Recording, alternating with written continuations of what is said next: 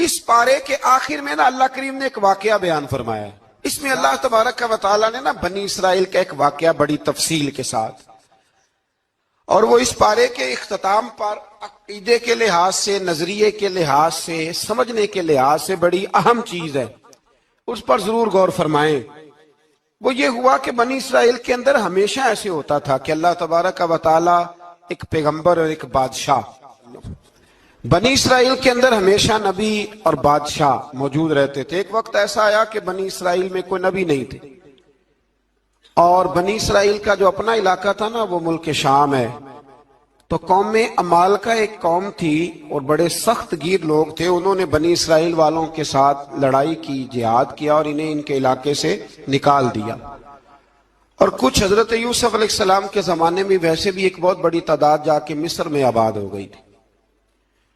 اب یہ ہوا کہ ان کے پاس کوئی بادشاہ نہیں ہے، یہ بار بار دعا کرتے ہیں، التجا کرتے ہیں. تو اللہ تعالیٰ نے ایک پیغمبر انہیں عطا کیے جن کے مختلف نام کتابوں میں ہیں. صدر الافاضل رحمۃ اللہ علیہ نے تفسیر خزائن العرفان کے اندر ان کا نام حضرت شمویل علیہ السلام لکھا ہے. حضرت شمویل علیہ السلام کو اللہ تعالیٰ نے نبوت عطا فرمائی، اور جب حضرت شمویل علیہ السلام اللہ کے نبی ہوئے، بنی اسرائیل والوں کو یقین آیا کہ اللہ نے الحمدللہ ہمیں ایک نبی کے جھنڈے تلے جمع کر دیا ہے، تو پھر انہوں نے کہا کہ آپ ہمارے سامنے ایک بادشاہ بھی مقرر کریں تاکہ ہم اس کی سرپرستی میں جہاد کریں. جب انہوں نے یہ بات کی تو اللہ تبارک و تعالیٰ نے حضرت شمویل علیہ السلام کے ذمے لگایا. تو ایک اس زمانے میں اللہ کے نیک بندے تھے، جناب طالوت علیہ السلام ان کا نام تھا. تو حضرت شمویل علیہ السلام نے انہیں کہا کہ اللہ کریم نے نا تمہارا بادشاہ طالوت کو بنایا ہے. ان کا نام بھی قرآن مجید نے ذکر فرمایا ہے.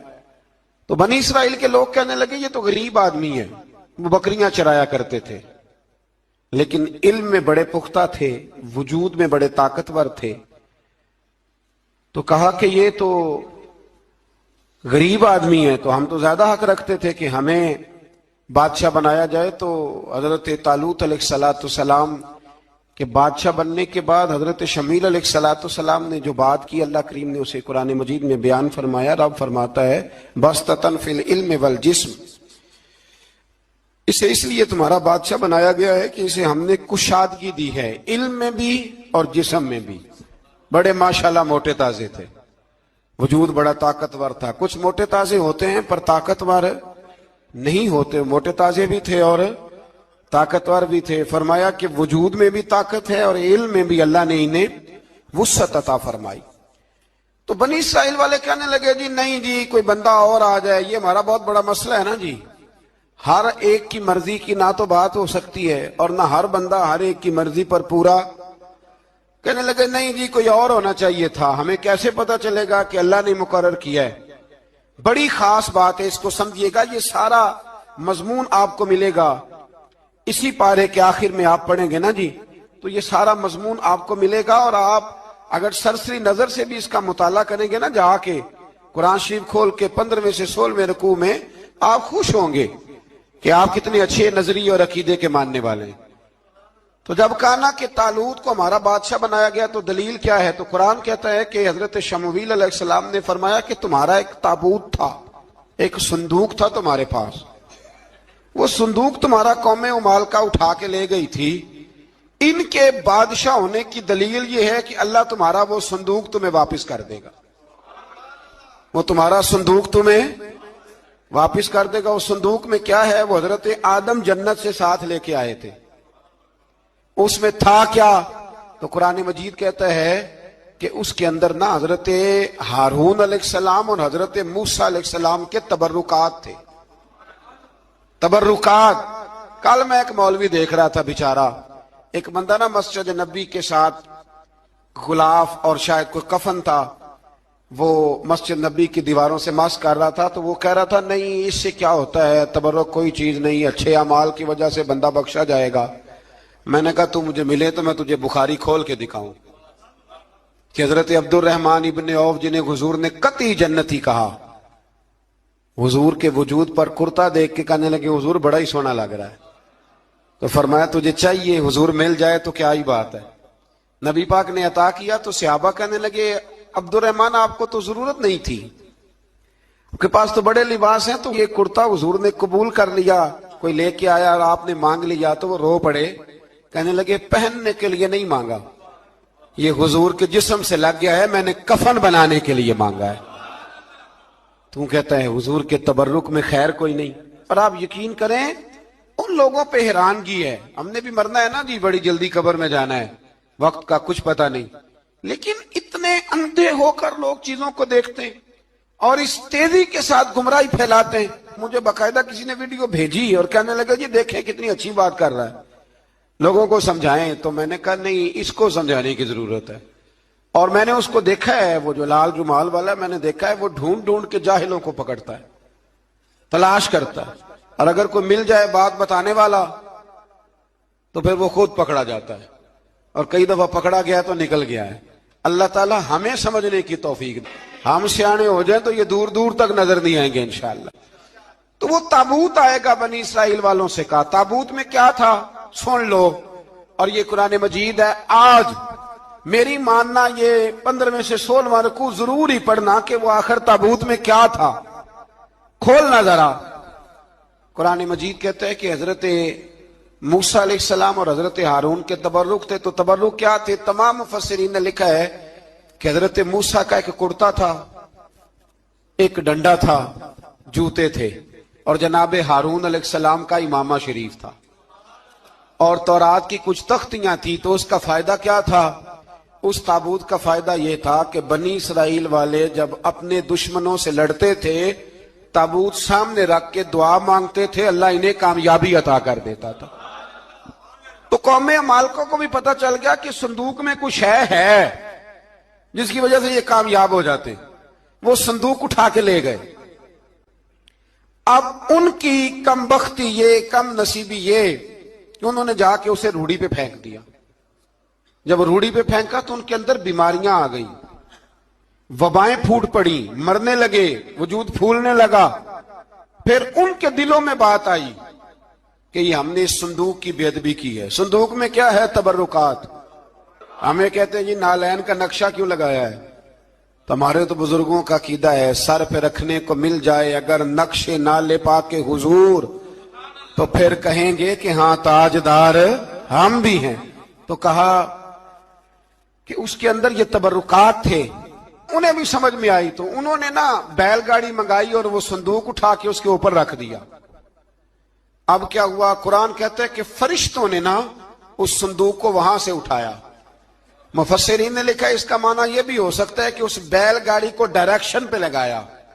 ادھر سے حضرت شمویل علیہ السلام نے جناب طالوت کو بادشاہ بنا دیا اور ادھر سے وہ صندوق چل پڑا. کہا بھئی ہم ان کو کیسے بادشاہ مانے؟ تو فرمایا بادشاہ اس طرح مانو گے کہ تمہارا وہ صندوق آ جائے گا. اور قرآن کہتے ہیں اس صندوق میں تمہارے دلوں کا سکون ہے, اس میں تمہارے دلوں کا.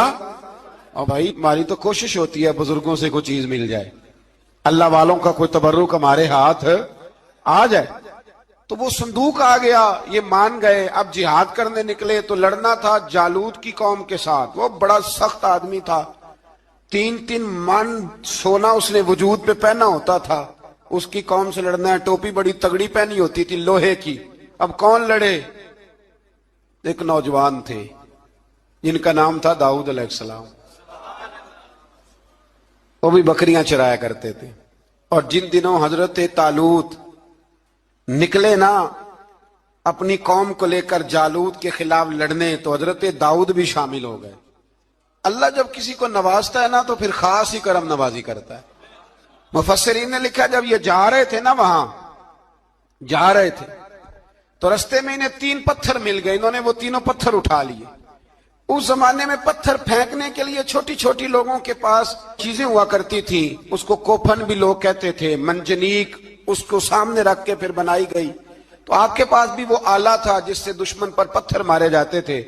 تو آپ وہ مشین لے کر, وہ آلہ لے کر وہاں پہنچے ہوئے تھے. 3 پتھر آپ کے پاس تھے. آپ فرماتے اس دن میں بڑا بیمار تھا, اتنا بیمار تھا کہ میرا رنگ پیلا ہو گیا. اب وہ جالوت کے سامنے کوئی نہیں جاتا تھا، تو جناب طالوت کہنے لگے کہ جو جالوت کو مارے گا نا، یعنی ان کے بادشاہ کو اس قوم کے، تو میں اسے اپنی آدھی سلطنت بھی دے دوں گا اور اپنی بیٹی کا نکاح بھی اس کے ساتھ کر دوں گا۔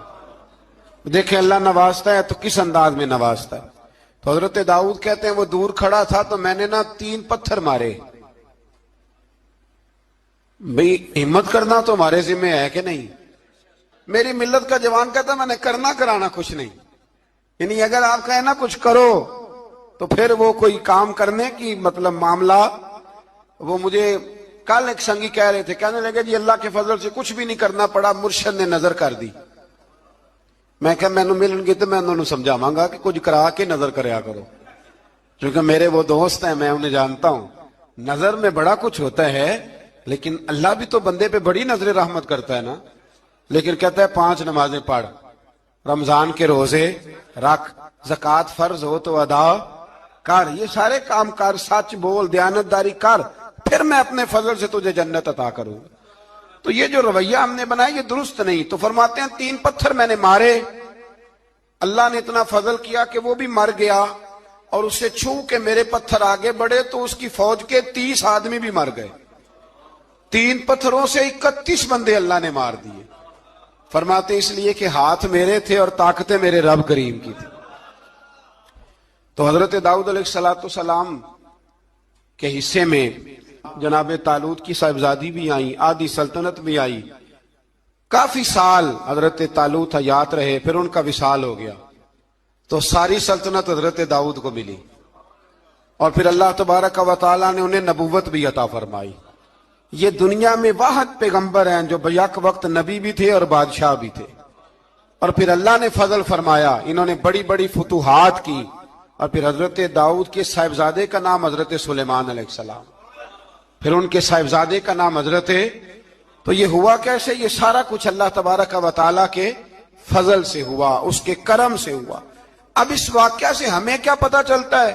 ہمیں یہ پتہ چلتا ہے کہ رب جب فضل فرمائے نہ کسی پہ بھی، تو ہمیں اس بندے کو دیکھ کے راضی ہونا چاہیے، کوئی شکوہ نہیں کرنا چاہیے۔ اور دوسری بات یہ سمجھ لینا چاہیے کہ حکومتیں، مال، دولت یہ صرف سیاستوں سے نہیں ملتی، یہ خدا کے فضل سے ملتی۔ اور یہ بھی سمجھ لینا چاہیے کہ جو بزرگوں کے تبرکات ہوتے ہیں ان کی کیا ہی بات ہوتی ہے۔ چند باتیں ایسی تھیں کہ میرا دل کرتا تھا ان کو دہرایا جائے، اور خاص کر کے ان باتوں پر توجہ کی جائے۔ یہاں نا اللہ تبارک و تعالیٰ نے ان باتوں میں سے ایک بات کا ذکر فرمایا ہے۔ یہاں 207 نمبر جو آیت ہے نا اسی پارے کی، اس میں اللہ کریم نے فرمایا کچھ لوگ ایسے ہیں جو اپنی جانیں ہی اللہ کے حوالے کر دیتے ہیں، زندگی کا مقصد دین ہوتا ہے، لٹا دیتے ہیں۔ یہ نازل کب ہوئی؟ یہ آیت مبارکہ حضرت صہیب رومی کے بارے میں نازل ہوئی۔ حضرت صہیب رومی رضی اللہ تعالیٰ عنہ بڑے مالدار تھے، مکے سے جب چلے نا تو سارا مال مکے میں چھوڑ دیا، اس لیے کہ اللہ کے رسول مدینے چلے گئے۔ فرماتے ہیں پھر میں نے مال و دولت کی پرواہ نہیں کی، پھر میں نے یہ سوچا کہ میں نے اپنے حبیب کے پاس طیبہ کے لیے جب نکلا تو کفار نے، قریش مکہ نے روکا، ہم نہیں جانے دیں گے۔ تو حضرت صہیب رومی فرمانے لگے بھی سنو، میں کمزور نہیں، میں طاقتور آدمی ہوں، اور تم میں سے کوئی ایسا مائی کا لال نہیں جو تیر چلانے میں مجھ سے زیادہ سیانا ہو، تلوار چلانے میں مجھ سے زیادہ عقل مند ہو، جانا مدینے میں نے ہے۔ اب یہ ہے کہ تم بتاؤ میرے ساتھ تیروں تلواروں سے لڑو گے یا میں تمہیں ایک سودا بتاؤں گا، سودا کرو گے؟